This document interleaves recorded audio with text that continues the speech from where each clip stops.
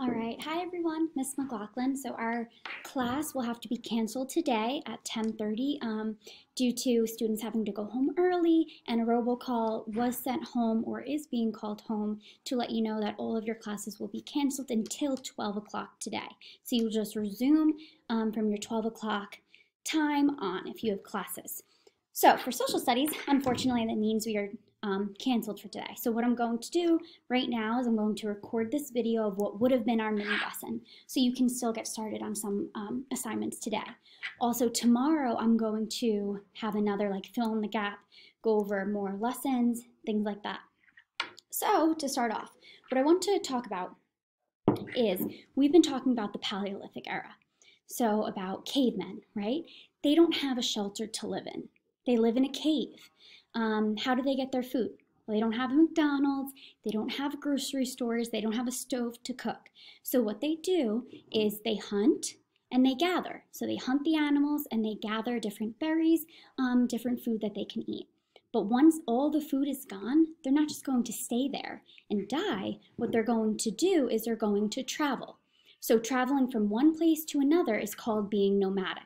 So they're traveling from one area to the other because they need to keep traveling in order to get food. Because once they travel to another area, then they eat all the food around, so then they need to travel again. So they keep traveling in order to survive. So they're called being nomadic. So we spoke about that. Now, how do we know that things occurred in the past? Well, because we find things that prove that there was life. That's how we study history. Many things are found. There's different people that have different jobs, that it is their sole purpose to find things, discover, analyze different things found to help us identify what has occurred. So if we're thinking of archaeologists, archaeology is what we're going to be talking about this week. Archaeology is the study of artifacts. Well, what's an artifact? So an artifact is here, this chair I'm sitting on is an artifact. This table I'm leaning on is an artifact. Why? Because it's man-made. So the meaning of artifact is an object that is man-made. Now, all of these I brought today are different artifacts. They're all different shapes, sizes, weights. Maybe some are more advanced than the other. Some have different symbols on them, different textures. We have some over here, maybe different purposes, right? These are all artifacts. But an artifact is anything that is man-made. And archaeologists are the people that study artifacts. Okay, so an artifact is anything man-made, and archaeology is the study of artifacts. Now, if we look at this, maybe we've seen different dinosaur bones, and what we call them, it starts with an F, is fossils. Now a fossil, is this an artifact? No, it is not an artifact because this is a bone of an animal, and we don't create bones, so animals are not man-made. So these fossils are not artifacts. So you need to know the difference between an artifact and a fossil. So if I hold these two up, and it'll be maybe on a quiz, and I'll say, is this an artifact or a fossil? And you need to tell me which it is and why. It is an artifact because it's man-made. And what about this? This is a fossil because it is not man-made. It is an animal bone. Okay, that's the difference between those two. Okay, and then a few more things. You can find artifacts in museums. So artifacts are anything man-made, and they help us discover and learn about what happened in the past, our history. So we want to keep them safe, so we put them into museums so people can learn about them and view them. Last thing I wanted to review is, so if we're thinking back to the Paleolithic era, they didn't have conversations with each other in the way that we think. They didn't have letters that they can talk to each other in that sense. They didn't have our alphabet. So what they did in order to communicate is they created paintings on cave walls. So they either squished up berries, they stuck in their finger and drew drawings that told stories on cave walls. Also, they could have used animal blood because we know that they're killing the animals to eat. So that's how they communicated with each other. They told stories through different images and symbols. Okay, so the time before writing was invented is called prehistory. Okay, the time before writing was created, because that's the time that we're focusing on. Okay, now that I went through just a little mini lesson, and we'll go into it a little bit more tomorrow in school, I just wanted to make sure you had a little lesson for today. I'm going to go through what our lessons are for this week. So if we go to our assignments, we have 3 for this week. November 16th, number 1. We go here, open it up for student view. Okay, so your objectives are in the top right-hand corner. That tells you what you will be able to learn by the end of the lesson. So I can explain how archaeologists learn about the past. The first thing you're going to do is says click the "What's the big idea about archaeology" link, and you're going to read. So you're going to click this link, and you should hold it down or double click and press open. If for some reason this link doesn't open, just copy and paste it into the internet, and it'll bring you to the website where you read. Now you need to read through this website because this is an additional learning tool for you. I just taught you a mini lesson, but this helps the mini lesson and it helps you learn before you complete your graded assignments. Okay, then what you're going to do after that, you check the box. Then it says complete the archaeology Edpuzzle. Well, if you don't know how to get to Edpuzzle, it tells you right here. Go to your class link, you're going to find the Edpuzzle. It looks like little puzzle pieces. Now your username is your first name then last name. No spaces and no periods in between. If for some reason your username doesn't work and you did what I said on here, then message me because some of you might have the number 2 at the end. Your password is your normal school password, your hashtag password. And if for some reason you got booted out of the class, here is the class code right here.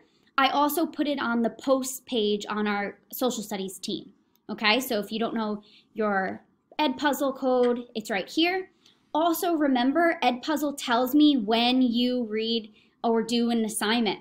So I will be messaging you if you turn in this page and do not complete the Edpuzzle. And you need to complete the Edpuzzle fully. Okay, it's only a couple minutes. When you're done with that, you go back and you press turn in.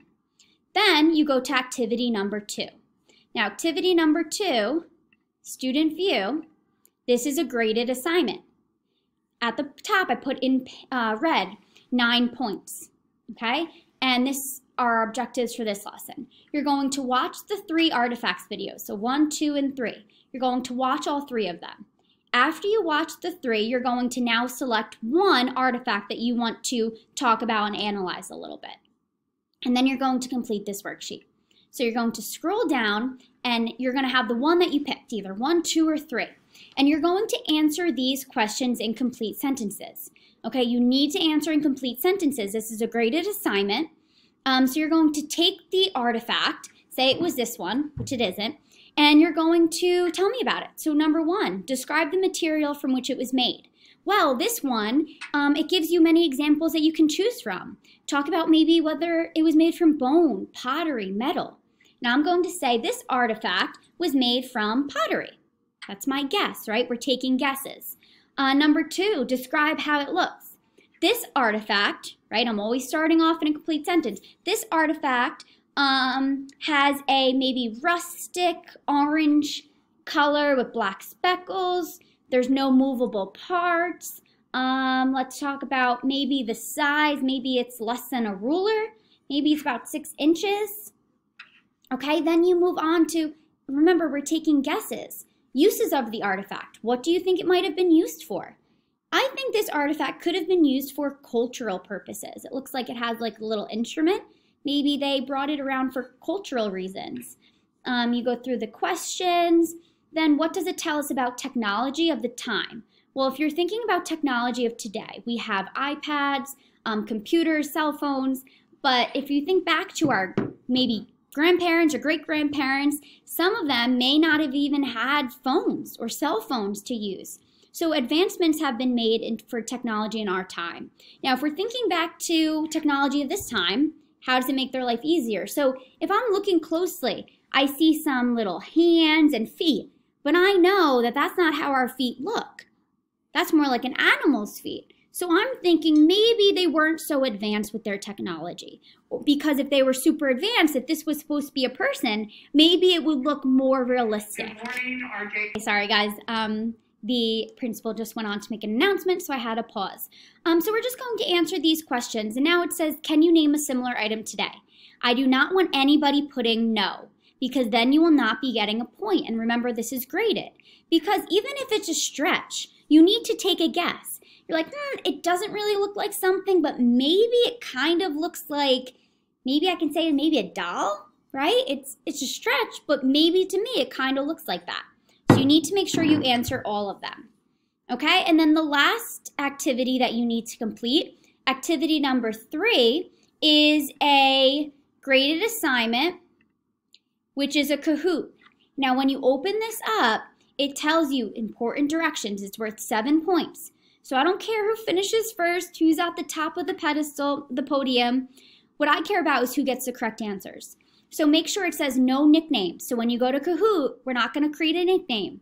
We need to put in our first name and last initial. So an example, if I have an imaginary student right here named Bob Rhino, if he goes to my Kahoot, he clicks on this blue link, he would go on and he would put for his nickname Bob R.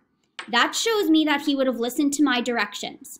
If you do not follow directions, I will have to resend it to you and you're going to redo the assignments. This is second marking period, guys. We're going to be more strict. You need to follow all the instructions that are on the page. We put it there for a reason. So Edpuzzles, you need to actually go to Edpuzzle and complete the assignments. Kahoots, you need to complete them and you need to complete it the correct way by putting the correct nickname. Okay? So that's for this week. Those are the 3 assignments. I started us off nice and simple because it's the beginning of marking period number 2. Now, all of you guys will have a 0 grade. Now we need to work up from 0. And if you do these 2 assignments and you do them well, you guys could easily have high 90s, maybe 100 in social studies to start off the week strong. Okay, so please take your time when you complete the assignments. If you have questions, you're going to message me, and I'm here to help, but you need to read the directions. Okay, so I wanted to just record the video. I will be seeing you guys tomorrow at 10:30, but today our meeting is canceled. So here's our little mini lesson. Okay, I miss you guys. See you guys all tomorrow. Bye, guys.